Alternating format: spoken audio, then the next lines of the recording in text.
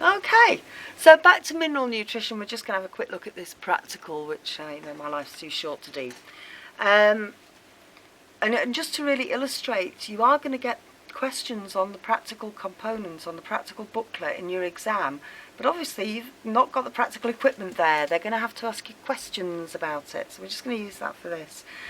Incidentally, Dr. Saville, our resident medieval Latin expert, has just informed me that there is a reason, it's a chemistry reason, for potassium being a K is because it is from potash, and which is still mined, incidentally, in North Yorkshire, and the medieval Latin for potash is calcium with a K. So there we go. Everything has a reason. So let's have a look at this lovely practical. I think I might have a pen to do that with. So, this is an investigation into the role of just nitrogen and magnesium in plant growth, but of course you could do an investigation into potassium ions or sulfate or phosphate, any of them. So it tells you that they're being taken in the form of nitrate to make amino acids, chlorophyll, nucleotides. Why is that? Why have they told you that? Well, because you might be able to relate that to deficiency. What are we expecting? Lack of growth. And with chlorophyll, if we can't make chlorophyll, we're going to get chlorosis. Magnesium ions,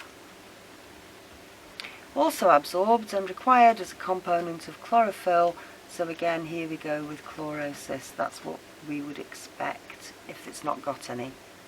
We can demonstrate it by comparing seeds grown in a culture solution containing all of the plant's essential nutrients with seedlings grown in a culture solution lacking nitrate and lacking magnesium. And of course you could do that for any of the mineral ions that you want to investigate. So what are we using? We've got our culture solution for some reason, and I don't know whether Dr. Saville's got time to look this one up on the internet. They call it Sax's Complete Water Solution. I'm thinking he's probably the guy who first put it together and realised you could take stuff out, or maybe it's the manufacturer's name. There's typing going on, what can I say? So you put the culture solution in there. You've got three types, one with all the nutrients in, one lacking nitrate, one lacking magnesium. You could set up one lacking phosphate, potassium or sulfate ions. Test tubes, one per culture solution, so you're only going to have one type of culture solution in your tube. Some cotton wool to soak up that water and support your seedling on. Some aluminium foil for who knows why. Let me have a look. Yep, who knows why. And a dropping pipette for, again, some reason, and some germinated barley seedlings which are going to grow. So the idea is that you put your culture solution in there. It tells you that you need to put a set volume in. And this little seedling, of course, is going to get taller and taller and taller, and its roots will come down into here. So our seedling's going to get taller, and the roots are going to grow down into the culture medium. And this is why we're not doing it, because after a month, I forget what I'm doing minute to minute. I never remember to do a month. Record any differences, measure the length. So this is what we're measuring. So that is our dependent variable. And presumably what we're expecting is the nitrate ones will be shorter than the ones that have got full medium. And we could also record the dry mass. Now, dry mass is a better measure of growth. It could just be water that makes something heavier. It's better to record the dry mass, and this just reflects the new cell chemicals made. So as the plant photosynthesizes, it's making sugar, which has a mass. If it's making protein, then that has a mass, if it's making chlorophyll. So that represents the new cell chemicals. So you've got two different dependent variables there that you could look at. And obviously, what you could do, you could use this to investigate not which mineral ions are needed, but you could investigate the concentration of mineral ions.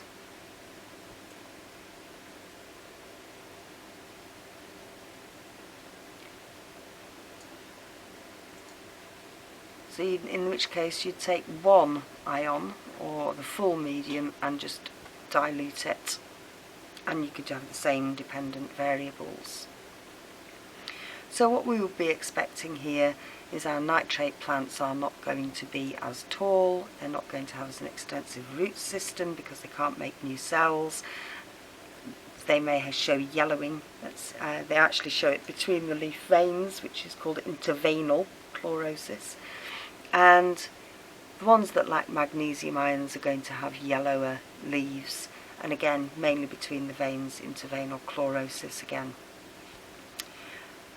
So what can they ask you in an exam? They could ask you how you would set it up. They could ask you to identify your dependent variable, your independent variable, the control variables, what you might set up as a control. In this case the control would be your full nutrient solutions, because it gives you something to compare the growth to.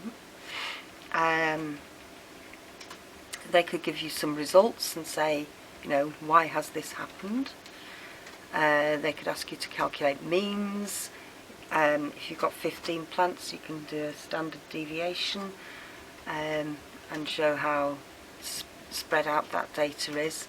So there's all sorts of ways in which they can ask you about the practical, but obviously they're not going to give you a pile of test tubes in the exam and say, you know, yeah, go ahead, make a results table. They could give you the results not sorted out into a results table and ask you to sort them out into a results table with your independent variable, you know, with nitrate, or full with nitrate, with magnesium, 3 trials, and your average of whatever it is that you're measuring. You need to be prepared for these little questions on practical exam techniques.